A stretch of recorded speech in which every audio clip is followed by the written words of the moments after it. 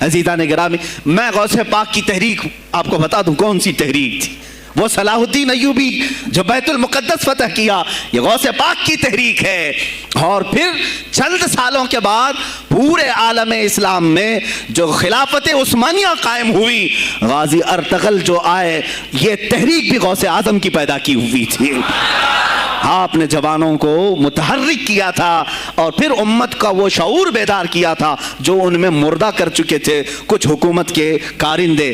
میں سمجھتا ہوں اس وقت جتنے خلفاء بیٹھے ہوئے تھے خلافتوں پر، تخت پر، جو نام کے مسلمان تھے، یا اس کو ہماری زبان میں سمجھ لیں سب کانگریس کے تھے، جو منافق تھے، یعنی دکھتے تھے بس، لیکن اندر سے سب نفاق ہوتا تھا، نفاق ہوتا تھا۔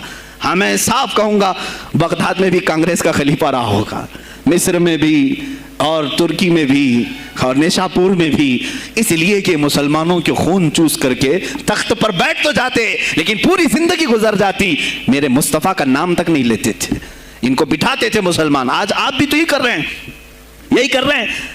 ہم اپنا اپنا سمجھ کر کے جن کو اوپر تک بٹھاتے ہیں، پوری زندگی چھان مار کر کے دیکھ لو، کب یہ نظام قرآن کی کبھی بات کیا ہے؟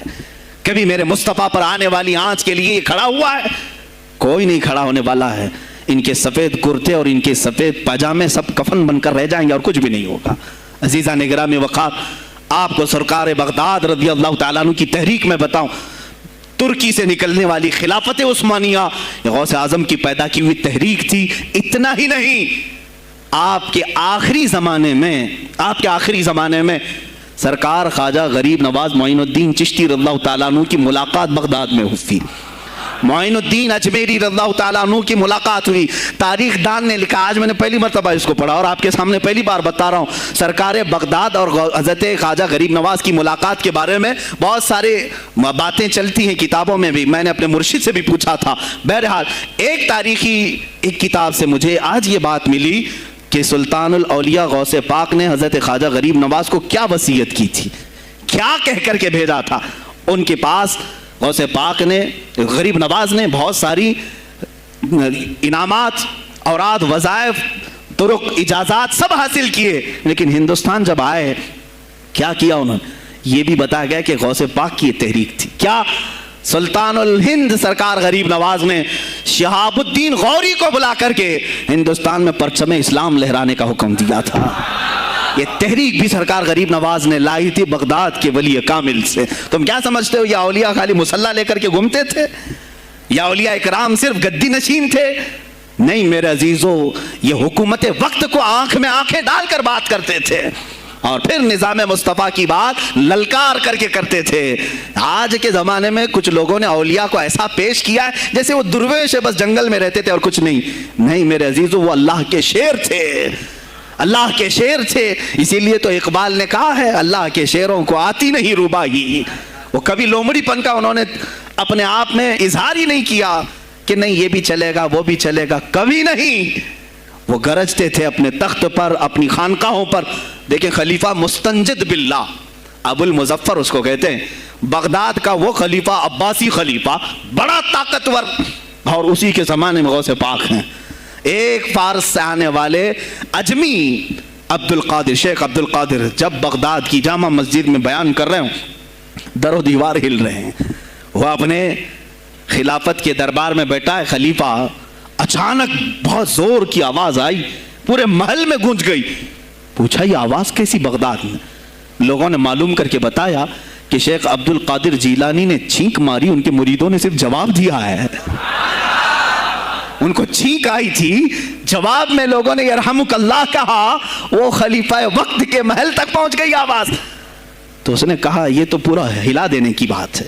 ایک بات یاد رکھو میرے عزیزو، آواز ہو سکتا ہے تمہاری مسجد سے باہر جائے نہ جائے، تمہاری آواز کا دار و مدار تمہارے گلے پر نہیں ہے، ایک بار تم پکارو گے پہنچانا میرے مولا کا کام ہے۔ اب ہماری آواز کہاں کہاں تک پہنچتی ہے، کس کے ٹائر پھٹتے ہیں، یہ سب بات کی بات ہے۔ تم پکار کر کے تو دیکھو اللہ رب العزت کے نام پر۔ عزیزان گرامی وقار، مستنجد باللہ آیا اور وہی کیا جو ہر عیاش کرتا ہے۔ ظاہر سی بات ہے، مولوی صاحب کچھ لے دے کے چھوڑ دو، جان بخش دو، جاؤ کہیں بیٹھو آپ اللہ اللہ کرو۔ کہاں یہ حکومت سیاست کی باتوں میں آپ آ گئے؟ چند دنوں پہلے میں نے بھی سیاست کی بات کی تو مجھے بھی ایک مشورہ ایسا ہے کہ آپ کو انٹرسٹ ہے MP بننے کا, MLA بننے کا؟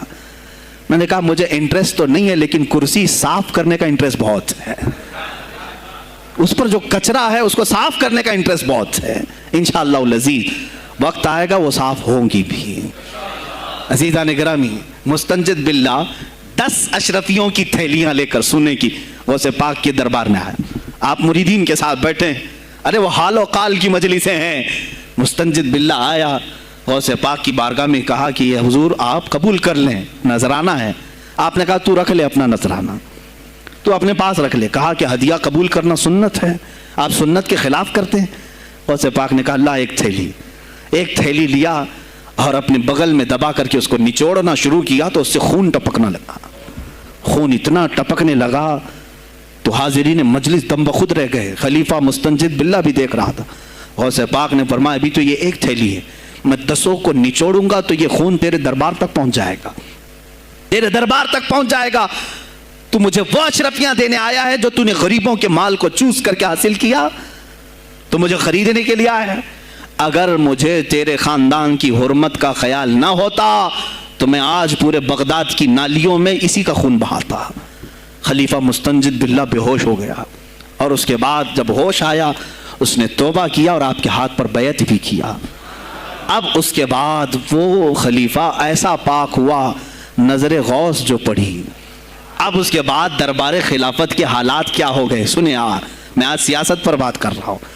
اب خلیفہ مستنجد باللہ کا دل جب صاف ہوا, 8 دن کے بعد وہ حاضر آیا. کہا سلطان الاولیاء اے شیخ عبد القادر جیلانی, آپ حکم فرمائیں کہاں کس طرح کا گورنر رکھنا چاہیے, گورنر کس طرح کا ہونا چاہیے آپ دیں. غوث پاک نے اپنے خلفاء کو حکم دیا کہ لسٹ بنائی جائے, اسلامی سلطنت میں گورنر کون ہوگا. لسٹ بنی. کہا وہ ہوگا جس کی تہجد قضا نہیں ہوتی, وہ گورنری پر آئے گا جو سنت رسول کو ہلکا نہیں سمجھتا ہوگا, وہ گورنری پر آئے گا جس کی نمازیں کوئی قضا باقی نہ رہی ہوں, اس لیے کہ جو اللہ کا قرضہ باقی رکھے گا وہ لوگوں کا بھی مال کھا جائے گا. آپ نے لکھایا نام, خلیفہ مستنجد باللہ نے آپ کے اشارے پر گورنر پورے تبدیل کر دیے. ہر جگہ پر ایسے لوگوں کو رکھا جو سرکار غوث پاک کے یا تو مرید تھے یا خلیفہ تھے یا شاگرد تھے, اور ان کے دلوں میں اللہ کا خوف تھا, اور وہ پورے بغداد اور آس پاس کی سلطنتوں کو سنبھالے ہوئے تھے. ایک وقت ایسا آیا کہ وہی چند سال پہلے جو بغداد نشے میں ڈوبا ہوا تھا, 10 سالوں کے بعد لوگ کہنے لگے کہ آج بغداد ایسا لگ رہا ہے جیسے عمر بن خطاب کا زمانہ آ گیا ہو, عمر بن خطاب کا زمانہ آیا ہو. تم نے تو غوث پاک کی 11ویں کھائی ہے نا, اصلاح حکومت ان سے نہیں سیکھا.